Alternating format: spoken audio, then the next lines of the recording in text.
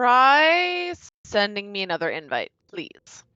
I will do that, and good evening, everyone. Hello, welcome to Season 12 of NGS. We have a fantastic lineup here tonight for a next division showdown between the Wild Squad and the gillySharks. And with me tonight, I have the one and only... Is it Born to Shine, or are we Born to Wine yet? I guess that's the first question I'll ask you here. Yeah, we're not quite at Born to Wine territory yet, so still Born to Shine for right now. Alrighty. How are you this evening, dear? Doing pretty good. How about you? I am doing well, so we are good. Again, getting right into this. Just excited to be casting again. You know, I really don't do anything. I just kind of sit around and wait for NGS to come back in the off season. So that's all I really do. So it looks like we are all here in this lobby. So what I'm going to do here is we will go ahead and start with our division standings here. So again, fresh, brand new season here. A couple games were played here, but here we go, looking at Gen M Esports right now with the domination sitting at the top of the division, tied with Caffeinated Esports. And then 3 and 4 here is the matchup we have tonight, the gillySharks and the Wild Squad. So these folks here able to jump up into be tied with that #1 spot. But, you know, all the hopes and dreams are here, but we got to get these games played. Yep, absolutely. Already teams are calling themselves out for not scheduling their flex matches. So just a reminder to everyone, schedule your damn please. flex matches. I can only hold Born back so much. Yep. Schedule those flex matches. Everybody get those scheduled, please. I'm gonna put. You know what? I'll have to see about getting that meme I made out for you out into the wild, because it was pretty good. Hopefully we don't offend anybody here. But again, right before we hop into this, I don't want to delay these. But I actually put together this. So I call this Dax's player spotlight here. And what this is I just pulled up 2 players here, and tonight, Born being the healer main that she is, I figured I would oblige. And assuming that Goon's going to be the support player for the Wild Squad here, but I pulled up his Kerosene, 55% win rate there across the board there, and is it Chemotripsin? I don't want to say that wrong. I think that's but Brightwing, 60% win rate, and between both of these heroes and both those players, 1,000 games played, and just these 2 heroes alone. Yeah. With those win Super rates. impressive. And as I'm sure everybody knows, you know, being the Brightwing main that I am, you know, I absolutely appreciate that 60% Brightwing win rate. I'm super excited, hoping to see her in some games tonight. You know, hopefully she doesn't get banned out. But also, yes, the Kerosene plays for sure. Also super impressive, you know, the win rate and everything. He's a healer that I personally struggle with, so you know, props to anyone who can make him work. Absolutely. So jumping back to actually us here for 1 second, and it is tough. You know, it's that role. It's not the sexy role, right? Everyone gets props for, you know, being the hard carry and stuff like that. But both of these heroes in those win rates definitely can show up there.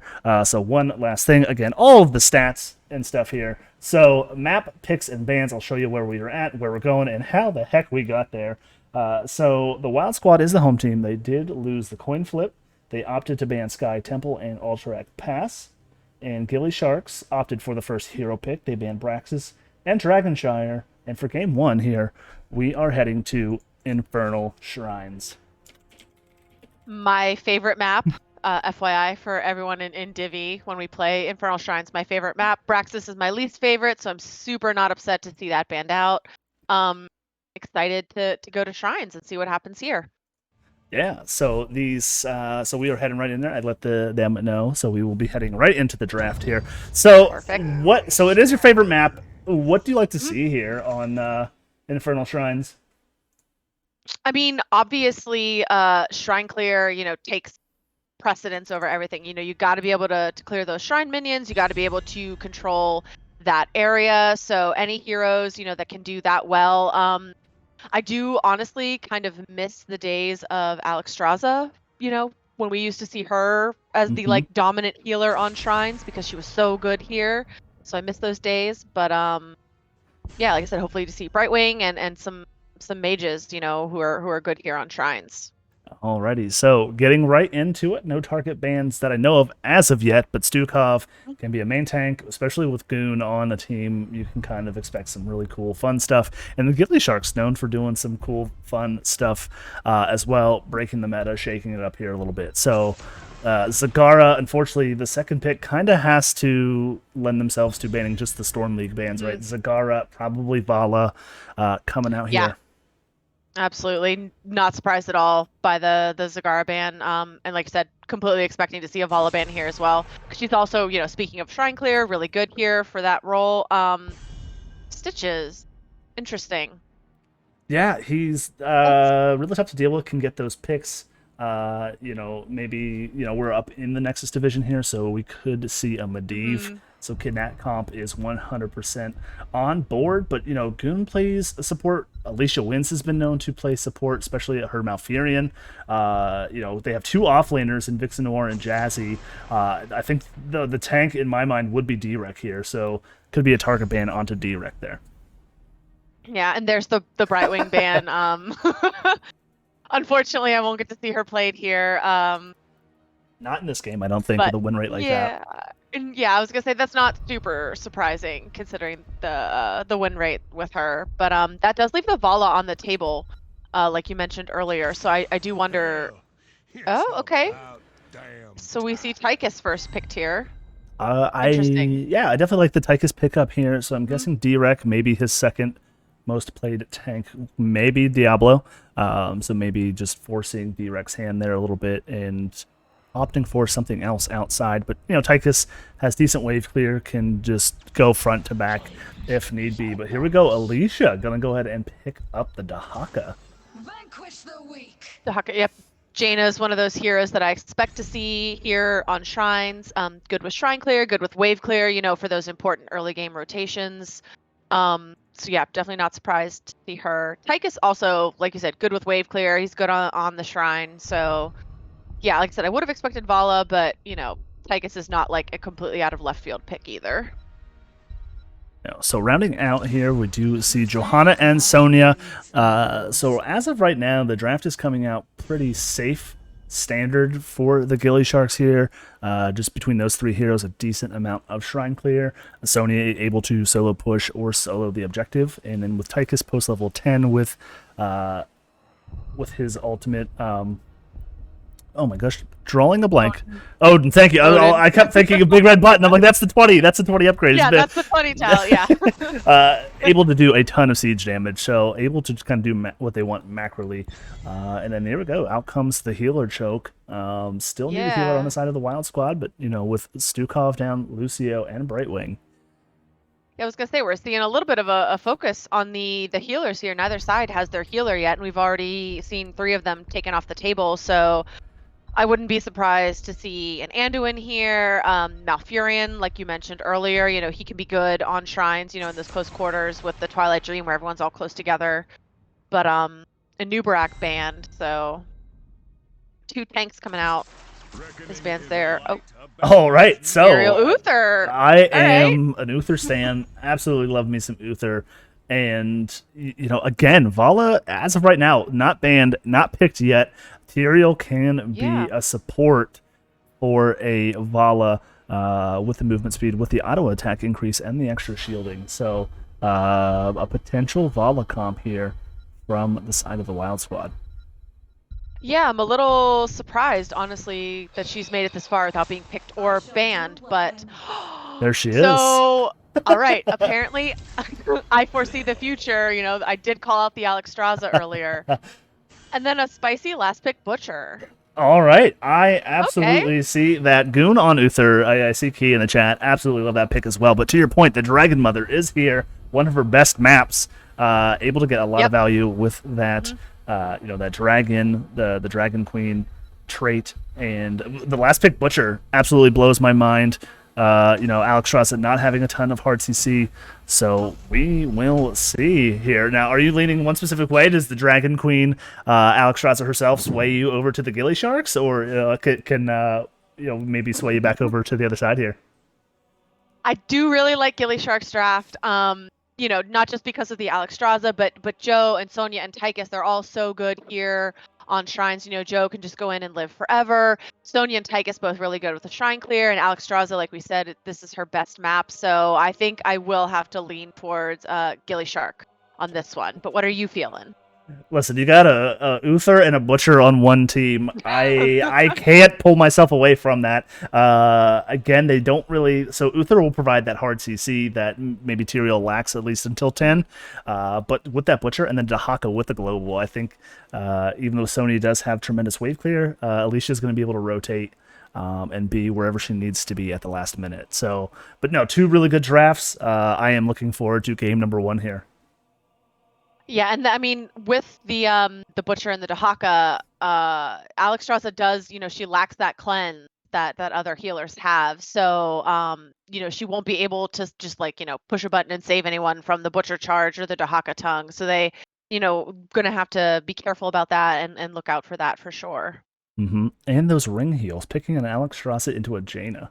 Right? That's just, to me, that's a target. Like, I hold my Blizzard when I play Jaina or any sort of other mage, Kael'thas, or anything with a circle, just to put right on top of that. All those circles on the ground. Yep, absolutely. But, you know, going into that, you know, being aware of the Jaina already picked on the other side, you know, looking for those cooldowns, calling it out, and just playing it carefully. You can play around that. Absolutely. Alrighty, getting in here to game number 1 on the left-hand side in their inaugural game in the NGS season. We have the Wild Squad. We have Jazzy on the Tyrael, Goon on Uther, Vixen Noir on Jaina, Alicia Wins on Dahaka, and Direk on the Butcher. And what about on the right-hand side? We've got Stark on the Johanna. Gonna attempt this Chymotrypsin on the Alexstrasza. We've got Chest Looter on Tychus, Jamster on Sonya, and EKB on Mephisto. That's how I would pronounce that. I don't know if it's EKB, but I think it's a key, so we will go with it. We'll roll with it, and apologies in advance for anyone whose name I butcher, pun intended. Yeah, absolutely. I was gonna say that was like planned pun. Planned that one. You're welcome. Alrighty, so here we go. Gonna go ahead and step up with the dominating wave player that the Wild Squad has. But great condemn coming out from Star, connecting onto what would be 2 members there, and you know, essentially they are down an assassin on the side of the Wild Squad until Butcher can at least get some of those meat stacks. But Jaina has enough wave clear and damage that, you know, they won't have to falter here in the late game too much. Yeah, they're already a little bit ahead on rotations here. Oh, and we see the pings coming out to interrupt the rotations on the side of gillyShark. Butcher going in and charging. Jaina dropping her Blizzard. Everybody's still alive at this point, and Alexstrasza, like I said, able to play around that Jaina. Watched for the Blizzard to come out, then was able to throw down her own circle. So we're just going to have to see, like, alternating circles here. Yep, absolutely. And all the while, Alicia will have to walk back up to the top lane, but she was there. I like that engage with the Dahaka, knowing that they were going to try and maybe invade and get a gank there on that 5-man gank squad there. But we'll fall behind here to a double soak of Sonya. And we see gillyShark here, instead of usually what we see as most teams taking their own siege right away, they decided to opt for bot camp instead. And then they rotate over to their own camp. So already getting a little bit ahead on that camp clear. Yep, absolutely. Knowing that Dahaka's dig was down, I like the play to head into that mutual camp. Having vision of Dahaka up in the top lane makes sense to me. Yeah, no, good call for sure. Absolutely, because now they've got 2 camps going in their favor. 2 camps that Wild Squad has to deal with clearing. And just taking a look here at level 1 talents, we do have Goon opting for the Hammer of the Lightbringer, looking to get more of... Oh no, Butcher goes down. We did miss that there up in the top lane. It looks like maybe they were trying to get a gank. Maybe? Yeah, it looks like they were trying to get a gank onto Sonya there, and Jamster's just like, LOL, JK. Call an ambulance, but not for me. Not for me. She's Sonya. Lives forever. So we have an Arcane Shrine popping up here in about 20 seconds. Both teams heading to their bruiser camps to get those pushed. And again, this is where the global will have the advantage here, able to stay, continue to get soak, and clear these bruiser camps and arrive on time. Yeah, we see both teams picking up their bruiser camps at essentially the same time. So, and it looks like both of our offlaners are staying top, hopefully to get those cleared up before they rotate into bot shrine. But like you said, Dahaka with that global is going to have a little bit of the advantage there on the rotation, able to get there faster than Sonya. And there we go. We do see the level 1 quest from Goon. So I was going to say before we did, out comes the blink from the Mephisto. Great stun coming out as well. Goon stepping up. Great body blocks coming out from Jazzy as well, protecting the backline. Great condemn from Stark, stepping up, connecting onto 4 members. Goon has to walk away with 54 health. The Dragon Queen is popped, and we will see the disengage from the Wild Squad there. Not really wanting to deal with a Dragon Queen and down level 7s. I don't blame them one bit. I mean, it's best, like when Alexstrasza pops her dragon form, or if you see, Ragnaros on this map and he, pops in the fort, just back away, walk away, let that burn itself down, and then re-engage, because it's just not worth it to fight into that kind of, damage. But first Punisher going over to gillyShark here. All right, absolutely. So the nice thing, cleanse now online for Goon. Unfortunately, not able to cleanse himself, but anyone that wants to be able to bait over the John Cena over the wall, Chassis, if she does time that, there we go. Great cleanse from Goon there. But if timed properly, you are able to blink out of that with Tyrael. If John Cena targets the jump, you can kind of, if you have your Q already out, but make a quick work of this John Cena for about half health. The loop does come out onto Goon there. Needs to be careful. The aggro is the aggro is real. Yeah, for John Cena's no joke here. Goon once again getting out of there with just a little bit of health. Able to back out though. They did take gillyShark does manage to take that bottom fort before John Cena finally goes down. They do have their keep wall and towers intact, which is good. So, not too much given over to gillyShark here in this first objective round. All right, and like clockwork, they do go ahead and grab that mutual Khazar camp there in the bot lane. We see both teams grabbing their own on their own side here, continuing to get that XP. Stark's going to come out and scope this out. Going to go ahead and use the bush check. Safety first, friends. Safety first. 10's almost online for the side of the gillySharks. So we may just see them turtle up here before 10's. Yeah. Always let your tanks face check your bushes for you, friend. Definitely should not be you squishies. But we will see 10's, like you said, coming online here for gillyShark just a little bit before Wild Squad. They're not too far behind, but, like you said, turtling up a little bit, just looking to clear these camps. And get their 10's before they try and push out and, engage with gillyShark too much. Alrighty, and you are correct there. So again, I love this patience right here from Jazzy and Vixen, not out in the lane, not looking to get ganked before 10's here. So taking a look here at the level 10's for gillySharks, we do see Odin get popped there. We do have Endurance of Hate with the Cleansing Flame, the Falling Sword, which will be a fantastic cleanse. They did go D-Shield and Sanctification, so no real follow-up AoE, stuns coming out from the side, but great cancel on the ultimate there. The leap does come out, jumping in the backline. The pushback is there. They do lock down Alexstrasza. The step up there as well. In goes D-Rec, looking to get another kill. Great stasis from Alicia wins. The chase is on, getting the tongue out on to Jamster. Does she fall? The healing was great. That was a 1-for-2 trade there, only losing Uther in the process, but he does all of his best healing when he's dead, and that was a great exchange for the side of the Wild Squad. Absolutely, and with Uther, that's what we call trait value. Dying but getting that extra healing off, even while dead, helping your team out. And like you said, you called out. You saw the D shield from Uther. There's no follow-up CC or anything like you would have gotten with D-Storm, but able to put the D shield on Butcher when he goes in, to secure those kills. Yeah, and just a well-timed Butcher charge. I'm not sure if Chemo tried to get that off in time, but not able to get the Cleansing Flame off and able to lock down that Alexstrasza. So well done from the Wild Squad. So just looking to re-stabilize here, push their lanes out. And I like this here, pushing out the mid-wave up into this wall, providing the extra vision in this middle bush.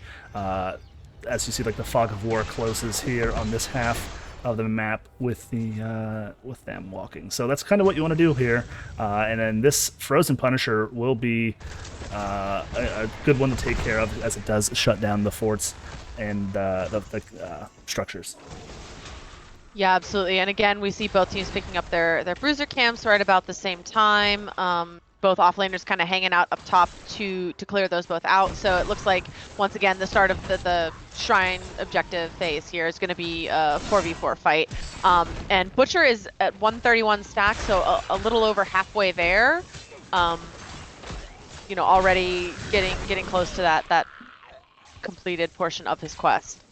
Absolutely, and speaking about halfway there, they are halfway there on the Shrine minions. In comes Jamster with the rotation. Dahaka does dig in the bottom, looking to get the tongue onto the back line here of the side of the gillySharks. Does whiff out, but out comes a fantastic sanctification to disengage that falling sword. But out comes the cleansing flame this time, not able to stun that. The D shield comes out onto Vixen Noir, so the damage is safe for now. But the rest of the Wild Squad is low. With the leap, down goes the Butcher, down goes Uther, and trying to get the chase onto Vixen Noir. They do lock her down as well. That is a 3-for-0 kill in favor of the gillySharks, and this will be the second objective in their favor here.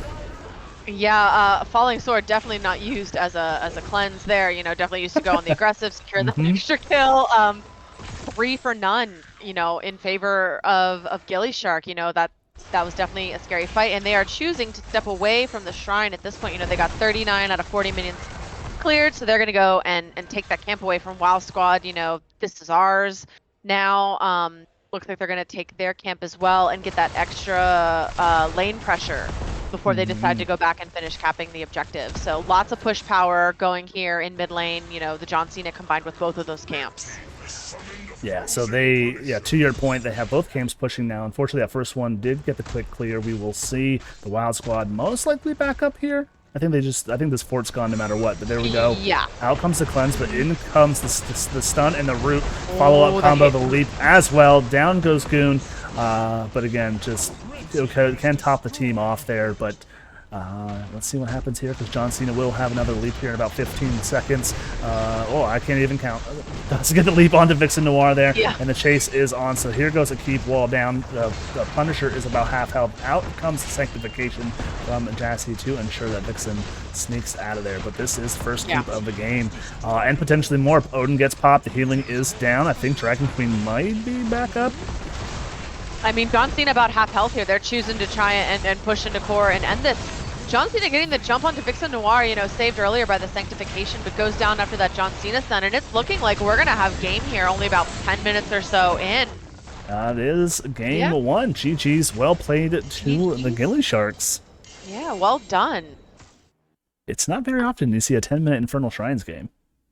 No, yeah, definitely wasn't expecting it to be over that quickly, so well played to gillyShark for sure.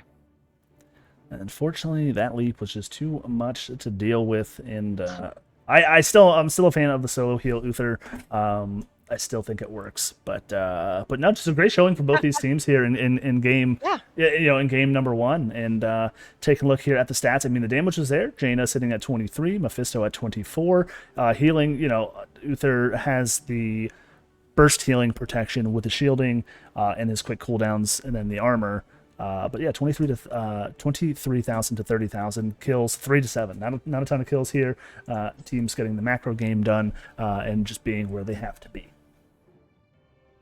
Yeah. And I think I'm gonna have to disagree with you here a little bit. I know we've talked about this in our own teams matches before, but I feel like Uther struggles sometimes as the solo healer. You know, it's hard to keep up.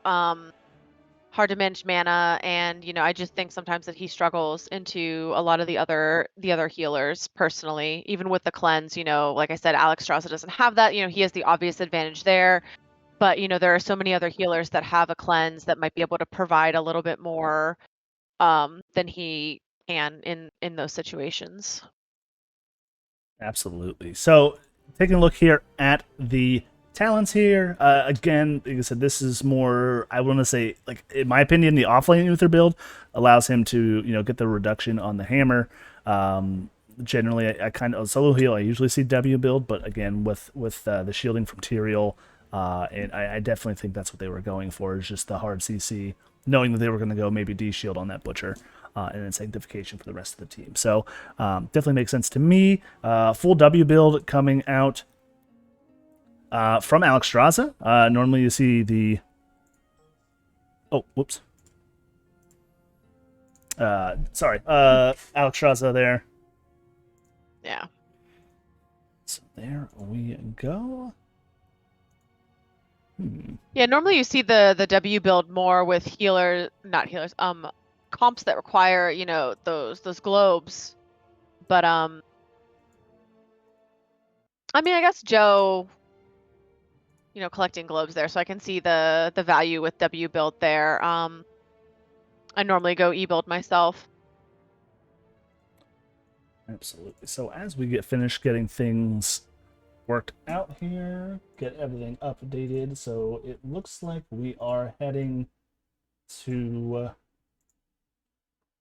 Cursed Hollow. Yeah, so game number 2, it looks like we're heading to Cursed Hollow here. Looks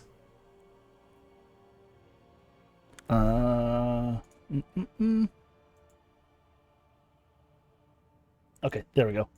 I wasn't sure if she was talking to me or the host. So, okay, so yes, we are heading to Cursed Hollow here. It was a map choice for the side of the Wild Squad. So, opting for the map, the home field advantage, as I like to call it, instead of the first hero choice here. So, what do you think they have in their back pocket, maybe on the Cursed Hollow map?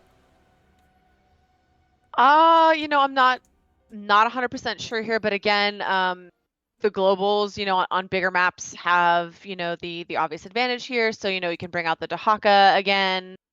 Brightwing probably going to be banned because of Chymotrypsin, but, maybe we'll see maybe a Falstad or something else coming out here. That's kind of what I expect. If you want to get really spicy, something like TLV, possibly. But yeah, I'm just expecting to see more of the global heroes on a map like this. So definitely not really expecting. All right, so they're okay.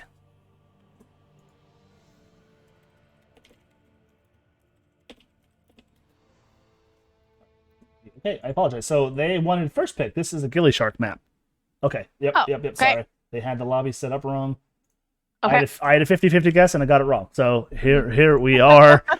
You did your best. Yeah, right. You did your best. I picked and no I picked one's gonna wrong. blame you for it. Yep. All right, so here we go. So again, so maybe not. So it looks like, looking at the map bans, so Sky Temple and Alterac Pass getting banned out from the side of the Wild Squad. Trying to target the larger maps makes sense that they want to go to Cursed Hollow. So again, to your point, they like the Brightwing. I expect that to be banned here this time, or maybe even picked up by Goon. I'm not sure if Goon does play the Brightwing. I'm sure. I know he favors the Stukov, the Uther, and the Kerosene. So maybe we get to see that here in game number 2. Let them know that we are ready.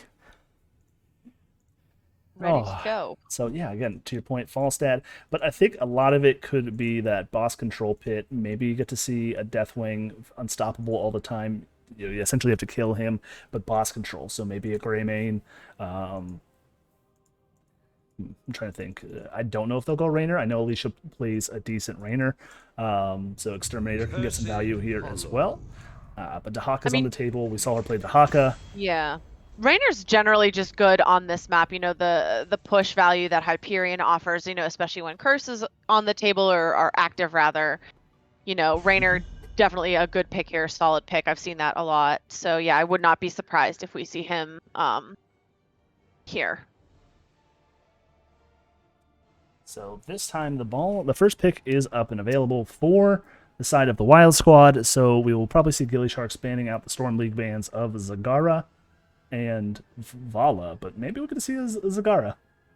I mean, Vala did not get picked or banned last time, but poor Brightwing. Alrighty, not NGS coming in with the raid. Hello, NGS, welcome in. We are just starting the draft of game number 2 here of the Nexus division, the Wild Squad taking on the gillySharks. Hopefully, Crush, hello, sir. Hopefully the games went well. I appreciate the raid, sir. Glad you're here. So there we go. As you said, predicted the target ban of that Brightwing, and this time the Johanna, not letting Johanna swap sides here this time. Yeah, I think once these games are over, we're just gonna have to play like some quick matches so I can play Brightwing, because I'm really upset that I'm not getting to see any of her here tonight. Darn it, led Brightwing through. All right, so rounding out the bands here is going to be a Samuro band. So again, okay. that swirly wild stuff that the gillySharks are known for is going to go Yeah. ahead and get target banned. That's definitely a target ban. Samuro, not something I see commonly banned in most of my games. There's the Zag ban, like we had said. Once again, Vala making it through both rounds of bans here. And I'm wondering, she made it through all 3 ban rounds last game and we didn't see her picked up at all. So this might be just another like Vala-less game that we have going on here. She's very squishy. She needs a lot of protection. You can go the double support way. You can go usually the triple front line, but it was banned in game number 1. We do have Goon going to go ahead and pick up the Stukov. And then, thank you, Crush. It was the gillySharks that won game number 1. I did forget to just update Soothsayer here, so I did have it put in, and I just didn't update it. So Jamster going to opt for the Dahaka this time, and Chess Looter grabbing Trash Rat, or better known as Junkrat, able to stall out that objective for all of eternity, especially by himself, providing extra time for Dahaka to get some of that side soak. Yep, and actually that's Rubbish Rodent to you. That's the PG version. Trash Rat's the way this is NGS After Dark. That's what this is. But Junkrat also able to move around this big map pretty quickly, and there we do see the Vala picked up, so she will see some playtime this game instead of just kind of, sliding in under the radar like she did last game. But I also like the Stukov pick here with all the different choke points and the small corridors on this map. A well-placed Stukov silence can make all the difference. So I definitely do like the pickup, from Goon here on Stukov. Yep, and opting with that Stitches, so hopefully they go ahead, if someone doesn't mind, just letting them know that Stitches scan is banned. I know Jazzy's well aware, but sometimes it slides under the radar where you just have it equipped. But I think Vala on Cursed Hollow, I think it's going to be a Q build. W is still really good, but with the Stitches and the Stukov silence, Q build provides a good amount of single target blow up, provides good boss burn, and I think that may be the way that it goes. But again, Fire at Will at 1 is still just a really good talent. Yeah, and it's harder to stack the W build on these big maps. So, when you're, everybody's more spread out and you're not necessarily like always in close contact with the enemy team. So yeah, I like the Q build here.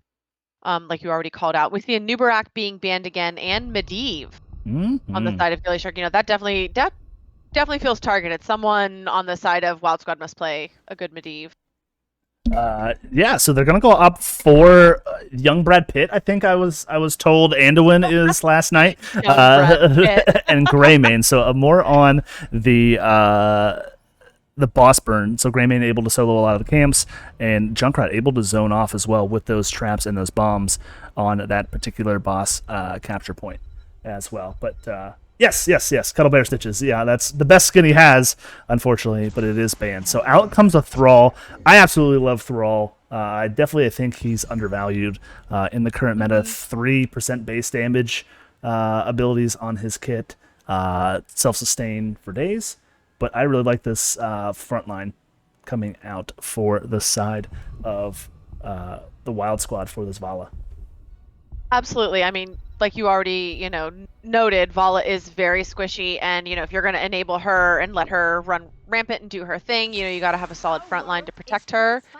And then we see the Mei coming out for the tank pick, on the side of gillyShark. Also, I think a very solid choice here on this map.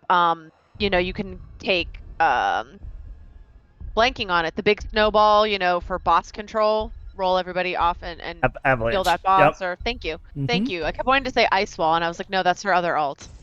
But I like that pick here too. I think solid drafts for both teams here. Absolutely. Absolutely. Yep. It is the Putrid Bile. Yeah, it's the other alt that's hard to see in that particular skin. Yeah. I think it's on specific maps as well. So specific maps and our visually impaired friends. I know sometimes that can be difficult to distinguish. So we like to make sure that everybody has as even of a playing field as possible. Sure. So I honestly like the draft. I know I picked them last game, but game number 2 here, I definitely like the percent base damage. Mei isn't going to be able to stay in the cryo freeze long enough, I think, to get any sort of healing. And then with Pustule. Oh shoot. The Pustule talent at level 1 for Stukov in the melee range, able just to walk up and just put slows on everybody for Vala and Thrall to just kind of wail away on. I think they just have a ton of CC. Anduin only has 1 Yeet available, so I definitely like the draft coming out from the side of the Wild Squad. I also like the Wild Squad draft. Stukov counters, I think, May fairly well.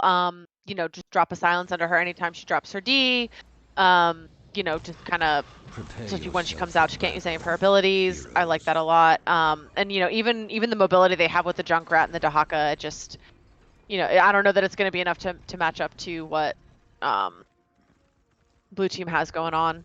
Alrighty, so that would be the final word on the drafts as we head into game number 2. And over here on the left-hand side, looking to take us to a game number 3, is the Wild Squad. Goon B-stepping his heart away on that Stukov. Jazzy mounting up on the My Little Pony and playing that Vala Direct on the Stitches. Alicia Wins playing that Thrall, and Vixen Noir on her patented, running away from me, Malthael. And who do we have on the right-hand side? And over on the right-hand side for gillyShark, we've got Jamster on the Dahaka, Kaimo Tripson on the Anduin, EQB on the Greymane, Chesslooter on Junkrat, and Stark on the May. Alrighty, so we do see Malthael. So it is a 4v5 here in the mid lane already, opting to go ahead and get started on those, on that soak up in the top lane. Dahaka will walk, saving the dig. Great boop and hook coming out from both teams there, but unfortunately just a lot of friendly poking going on there as we see Stitches actually going to walk down here to catch the soak. Yeah, mid shenanigans at the beginning of any game, I never get upset when I see teams send their offlaner the offlane right away, usually not too much accomplished there. Usually not worth losing any soak over. So we do see Stitches down here in the bottom. We see both of our tanks here in bot lane opting to hang out together and get that soak while they leave their squishies and their healers to hang out mid lane. Yep, Greymane making quick work of the Giants camp here. I love this call. You usually want to grab the camp first that the objective spawns at, so then that way you force the enemy team just to choose, right? You have that choice, either going to objective or clearing the opposite lane. Yeah, absolutely. And then we see blue team over here, Wild Squad, already picking up their bruiser camp, and gillyShark as well, as soon as they went for their siege camp, going up and getting their bruisers as well, and Malthael rotating up. So both camps for both of these teams are going to be picked up here within the first 2.5 minutes or so. Yeah, tank fight. I see it in the chat. Absolutely hilarious. Stark getting a little bit sneaky there, but needed to be careful again with the reactive ballista spores coming out from Stukov at level 1. You need to be careful being in any sort of melee range of the Stuky boy himself. But getting a lot of pressure down here in the mid lane is going to be the Wild Squad. And Jazzy did opt for Fire at Will, going to be able to scale out of her mind. Goon going to be able to get the healing off of there, slowing down the Greymane, but he will have that lead. Jazzy is going to step up here as well. Goon will lose his life. Jazzy getting a little bit low without taking 2 more stacks there. So the double kill in favor of the gillySharks there. But yeah, as we head into the first tribute of the game. Yeah, I was gonna say there in that little exchange, at the very beginning, I was getting worried. Greymane's health was dropping pretty low, but looks like 2 kills going over in favor of gillyShark, unfortunately. So Greymane able to walk out of there unscathed, and allowing gillyShark now to posture with all 5 of them right away at the objective. And the supreme power of Dahaka gonna go ahead and sit up here and capture these, or not capture, but defend these Giants all the while. But great hook coming out onto Stark, gonna go ahead and bait out that Yeet of Faith. In comes Vixen Noir. We're gonna see Greymane dive out of there. Stark finds himself a little bit low. Alicia getting rooted, not able to follow up. Great tongue coming out from Jamster onto Goon. Goon stepping up to zone off the rest of the team. And what I thought would be, maybe a first give tribute for the side of the Wild Squad there. Now they are in favor here, just trying to zone out the Junkrat. Yeah, Wild Squad able to bait May's trait out of her pretty early on there. She had to use her D, her ice block there pretty early in that fight, and so you know, when she got pulled in later, you know, didn't really have any other option to get her health back other than to just leave the fight and then back entirely. So well played on the side of Wild Squad for, you know, getting that out of the way early on and then able to control that Oh objective. no! And what Ooh. a traumatic set of events there is the Stukov with that boop over the wall. Hate to see it, but down here making force. It's going to be that tank fight. But great icing in from Stark, slowing them down, rooting them with the Blizzard, and allowing that Junkrat to boop Goon over the wall. Dang rubbish rodent and his boops. Shall we see who gathers That enough trash, tribute that this trash time? rodent. All right, Stark already in position here, grabbing vision for the team, allowing them to safely rotate to this objective. Goon doing the same thing. Needs to be careful. Can check it with the pustule, but gonna rotate down here with the rest of the team. Jazzy just trying to clear the wave. Stark is gonna come in, not knowing that Goon was here. Does have the ice block up and available. Icing is up and available as well. Great silence coming out from Stukov there to prevent that. They do get the pick onto Stark there, and first blood, not first blood of the game, but first blood for the side of the Wild Squad there. Yeah, like I called out earlier, you know, Stukov is actually a great counter to Mei because anytime she drops that trait, you know, you can just put a silence underneath her, and when it wears off, you know, she's there and not really able to do anything. So, you know, now with one down on the side of gillyShark, we see Wild Squad moving in on their boss, you know, going to pick that up kind of early. Don't know that it's going to get all that much value, but, you know, it kind of takes it off the map and allows them to get, you know, that little bit of extra XP right off the bat. So the boss rate on both of these teams is neck and neck, so we will have a boss pushing in their respective lanes as we set sights on what potentially could be the third and final tribute for the Wild Squad. Yep, and the only issue I see here, we do see the tribute over on the side of gillyShark this time. You know, but both teams have their 10s now, so they'll, you know, should be both be on the same talent tier, evenly matched fight. But we do see Stark again getting chased off here in bot lane. You know, fairly low health, having to resort to their D to get back some health. So they will forego this first objective. Out comes the light bomb. We did see Goon stepping up into the backline. Great hook coming out from D-Rec to peel off Greymane from Jazzleen. Does get the Gorge to remove Greymane from the game and backing him away. And then there's a pause. Not sure what happened here. Oh, looks like Goon has a disconnect there, which might explain the walk into the backline there and the massive shove. But jump back over to us. Unfortunately, right in the middle of a team fight here. I know even yesterday I was actually getting ready for another NGS cast, and we had a nasty storm roll through, and I think my power went out about 4 times, 5 minutes. Ooh. Within 5 minutes before cast was supposed to start. So, depending on where Goon's at, it could be, you know, the dead heat of summer and those storms that we get. Yeah, absolutely. I know you and I aren't that far from each other, you know, over in the same state, and it's been the same thing here, you know, all these nasty storms rolling through, power flickering. So I know there's a lot of us out there struggling with all those same issues, trying to keep their power and their internet alive. The one time, yep, the first NGS cast of season 12, and I ended up losing my power 4 times within 5 minutes. Yeah, because why would your power go out, you know, at like 4 a.m. when you don't need it? That doesn't make any sense. Yeah, so it looks like it's maybe just a little bit of a ping issue. Goon is back in the game, try to get that settled down. So taking a look here at some of these talents, jumping back over here to in-game in case they want to roll that pause, mid-talking. So 10's now online for both teams. We do have the Strafe coming out from the Vala, kind of able to kind of stand in these tight corridors and just channel that come level 20 because, you know, Scott Vala is a scaling hero, it's already sitting at 19 stacks. Well on her way. We did see the Gorge already. Last rites, massive shove, and the Sundering coming out here as well.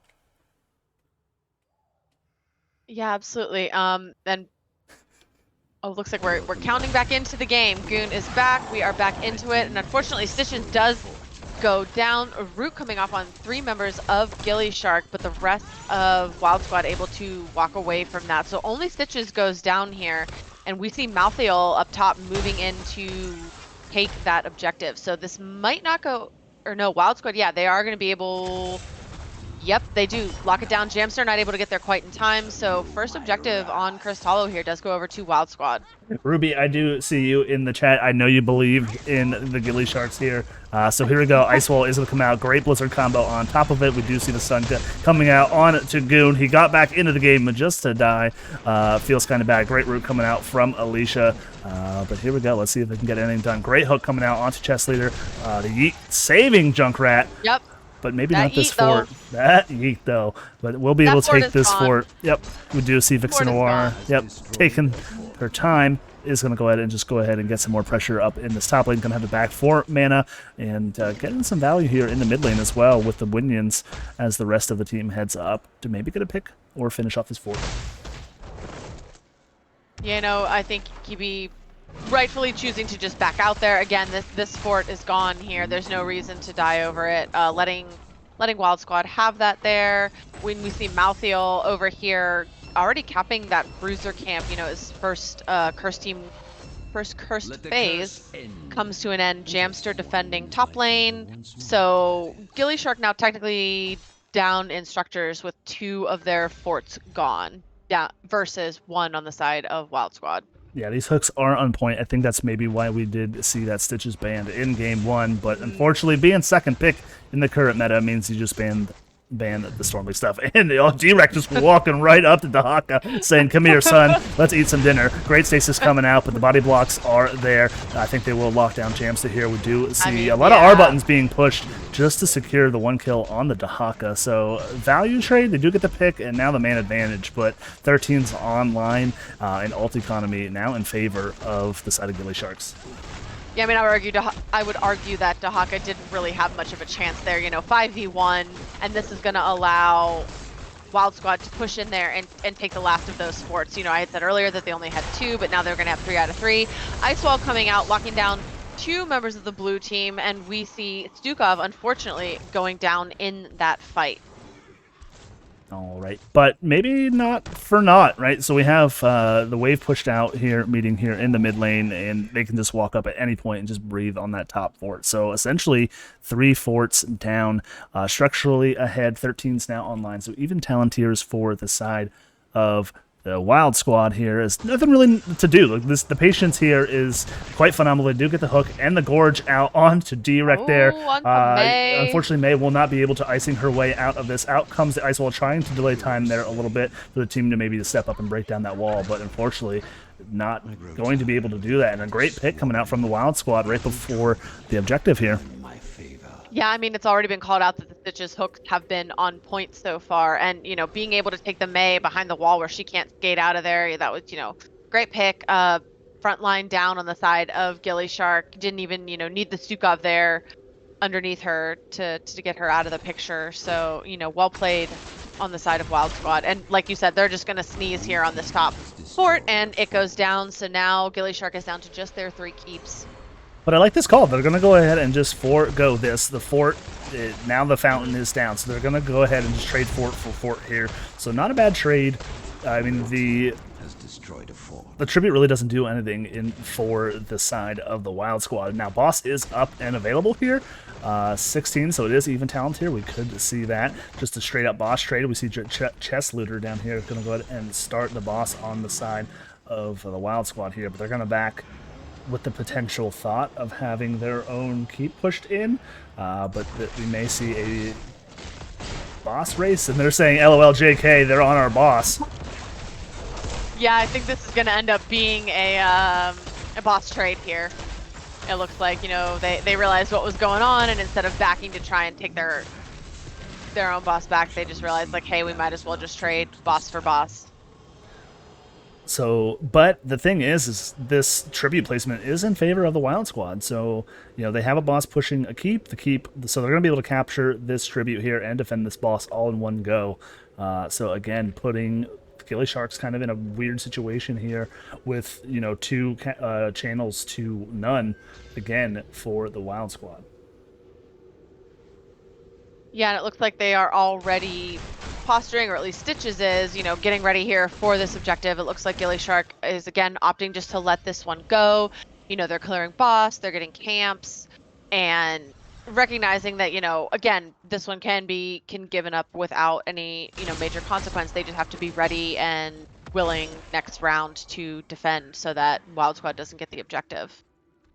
Alrighty, so Stark holding out in this bush. D-Rex mounted up and in position, looking to land another good hook. Goon with the follow-up here, maybe to disengage any sort of May icing that wants to happen, or silence underneath the hook. And so here comes, gonna get that hook onto Stark, but not opting to gorge the May. Probably know a little bit better there, but out comes the light bomb to disengage. Out comes the ice wall as well. So 2 ults being used, and D-Rex just walking up to somebody and saying, "Come here, son."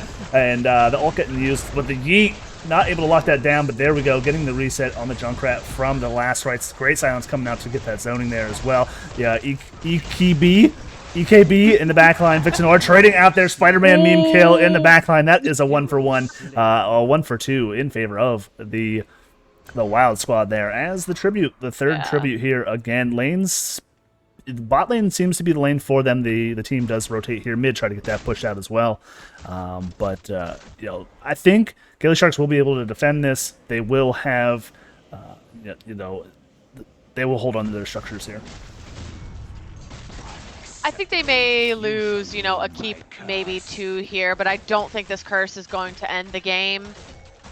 We did see, 2-for-1 deaths here, so they kind of did have to give, unfortunately another objective. But I think, like you said, they might see some structures go down here, but I don't think this is going to be all 3 of them or, the game ending.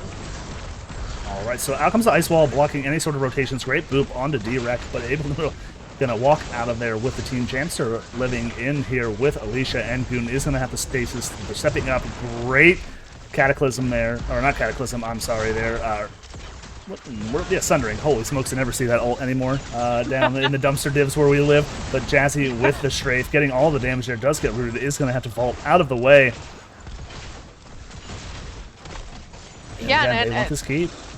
Saw quite a few buttons pushed there, but no deaths on the side of either team. So far, gillyShark able to defend all of their keeps. We see top going down, maybe going to be saved by Greymane. So I take back what I said earlier. It looks like, they're not going to lose any. As it goes. Oh. As it goes. just that one catapult shot took it over the edge, but they did manage to 2 out of their 3 forts. They did manage to prevent Wild Squad from pushing in and getting any pressure on core.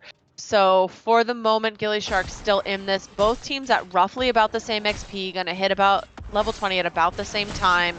So at this point, still either team's game, I would say.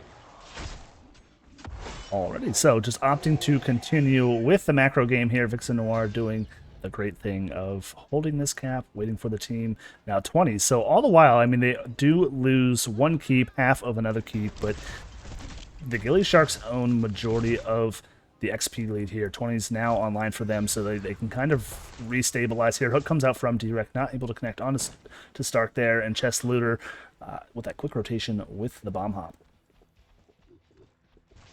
Yeah, and we see, both teams now at 0 out of 3 objectives, for next curse. So this next one isn't going to matter that much. We see Ice Wall coming out from May here in the middle. Stark sliding in to try and get the boot back on Stitches. Stitches once again eating the May, but getting boot back by that Junkrat ult, getting real low. May coming out. 3 members of gillyShark getting stunned by the light bomb. So far, it's a 1-for-0 trade here.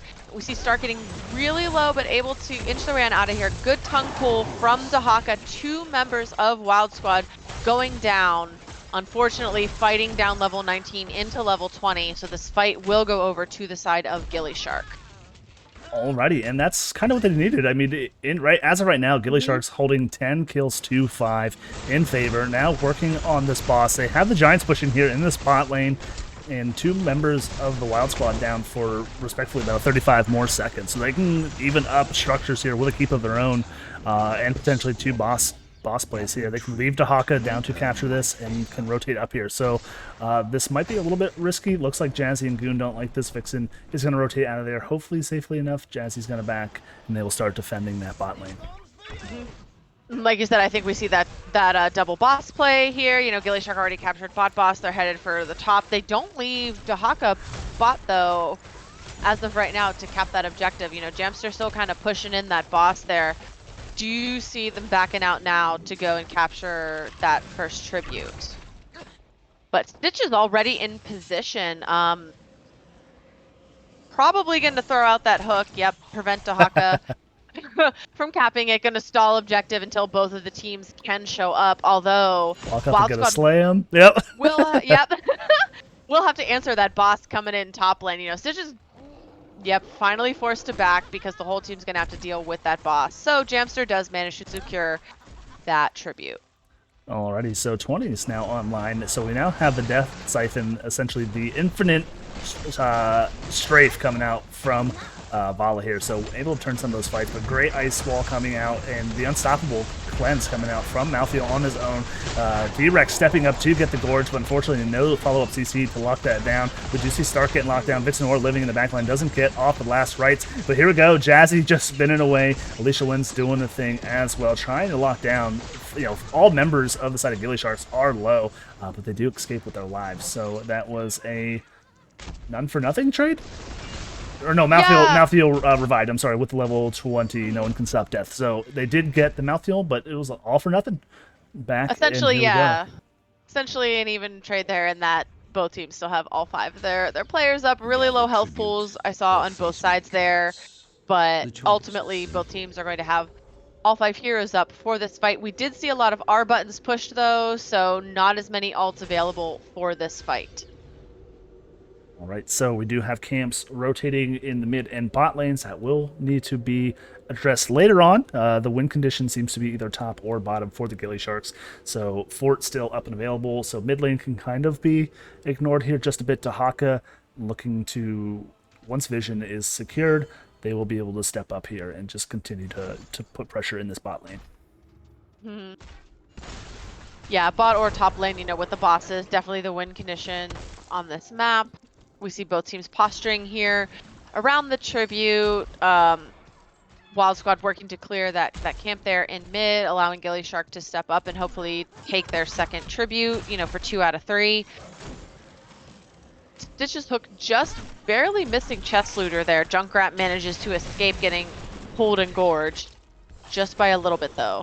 So I like the positioning from the team here, hiding this bush, because that's the only bush that Dahaka can flank from, is this one here, knowing that Dahaka is pushing that bot lane. But they can kind of slow play this. They have access to an exposed core up in the top lane. This essentially, for both these teams, this objective really means nothing with cores essentially all down. But great sundering coming out to disengage any follow-up. But Goon getting pooped to the objective, living in the backline of the gillySharks. But the entire front line is here trying to deal with D-Rec. Pings are coming out. Goon is going to be able to mount up in the bush as the rest of the front line is there. Great shove coming out, but does lock himself down. Unfortunately, that's a shove to a Narnia, but Goon walking away, but maybe all for nothing. But EKB finds himself a little bit low, chest looter low as well. Out comes the Light Bomb, and one on themselves. Out comes the Rocket Ride. Nice wiggles from D-Rec there. Jazzy able to escape there as well. So a 1-for-1 trade here as the tribute's still up and available. Yeah, that 1-for-1 trade, and we, you know, with the Rocket Ride Junkrat, you know, Stitch is able to move around and avoid that. So unfortunately, no damage done from that ult. But should be up here again. I think if I remember correctly, it has a fairly short cooldown, so you know, should be up in plenty of time for the next tribute phase. All right, so now camps up and available for the side of the Wild Squad. Making quick work of these as well. gillySharks positioning, a minute left on this particular boss. And I think they'll have the time for it, but Tribute is up and available again.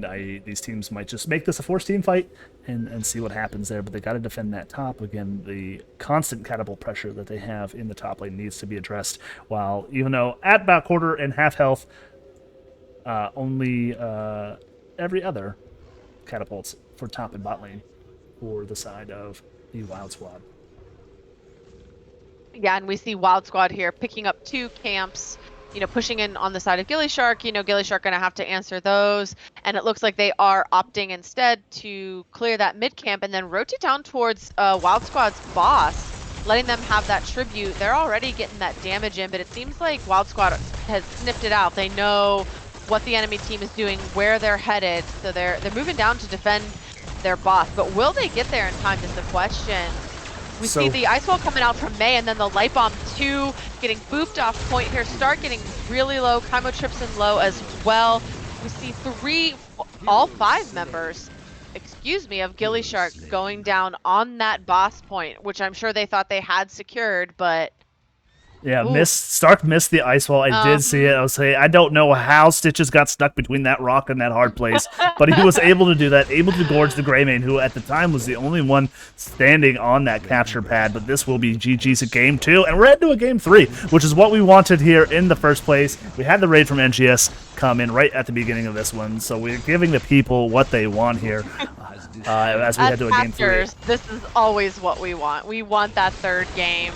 You know, we want to have all 3 of these to cast. So GG's going over this time to the side of Wild Squad, able to take that last boss, get a team wipe, and win game 2. GG's, well played. Absolutely.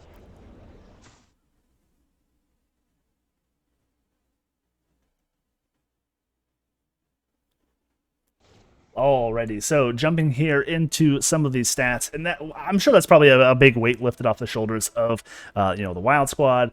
Game 1 was, I don't want to say a pretty dominant victory, but it was a 10-minute Infernal Shrines game in favor of the gillySharks. You know, a new team, just trying to play some familiar names in the community on this team. They know how to play this game, so getting their first win probably feels good. Maybe calming down a little bit more relaxed here as we head into game number 3.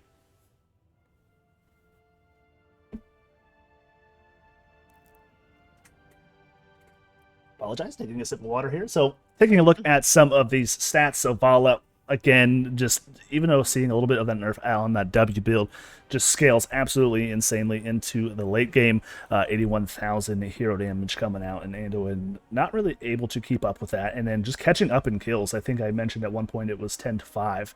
gillyShark had a decent amount of kill leads, but not able to do anything with those man advantages. And then just, with the triple frontline Vala able to protect her into the late game and really securing the win there for the Wild Squad. Yeah, we kind of called that out earlier that, Vala, even though she's squishy, she had a solid front line in front of her, and they were able to just kind of enable her to do whatever she wanted to get that 81k hero damage, and just kind of wreck face wherever she went. Yeah, I definitely think if that ice wall hit from Stark, I think we're talking about a different game here. But you know what? Again, I'm excited. We head to game 3. Selfish reasons alone there. I don't mean to rag on Stark. A lot of good plays, a lot of good ice walls leading up into that moment. So, but yeah, again, just selfishly, I'm glad we're heading to a game 3. Yeah, absolutely. Like I said, as casters, that's kind of what we always want. It gives us more opportunity to be casting, to be here, to be having fun. So, game 3 is kind of our dream. I wonder, though, and I'll put this question out to you.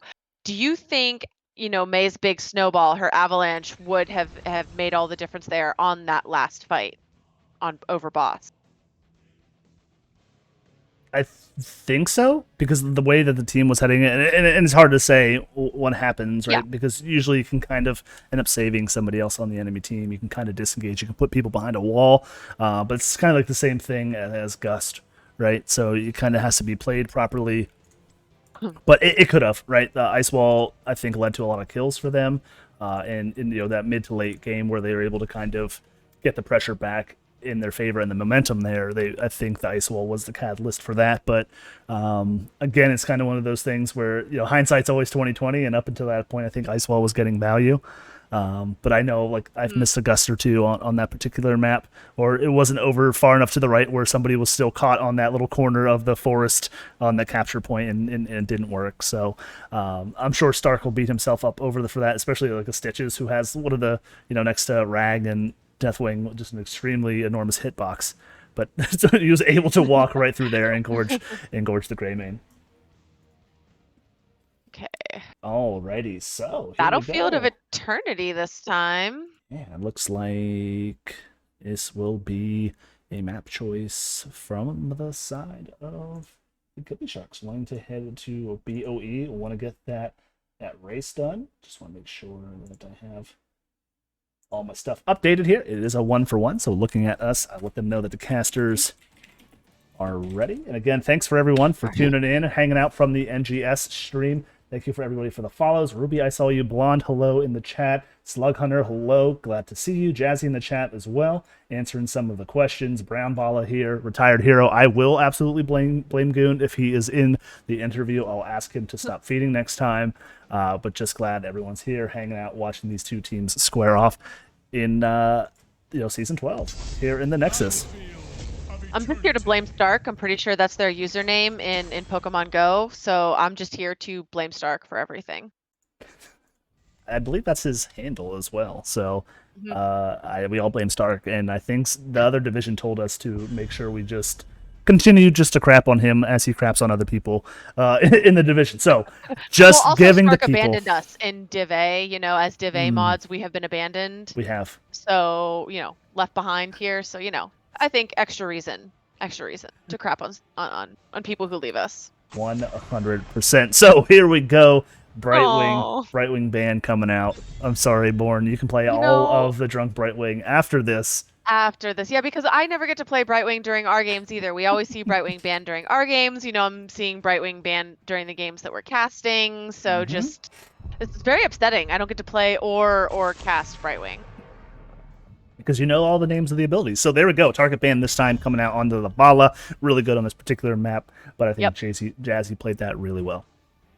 She did play that really well, and Vala absolutely gets value here with the Immortal Burn. So, really not surprised to see that one banned. The Samuro ban coming out again, obviously targeted against someone on gillyShark. So, once more, not surprised by that at all. And then there's the Zag ban. We've seen similar bans all 3 games here now, so pretty used to it at this point. Alrighty, and with the Stukov pickup again, if it's not broke, don't fix it. Again, second pick stuck with those Storm League bans.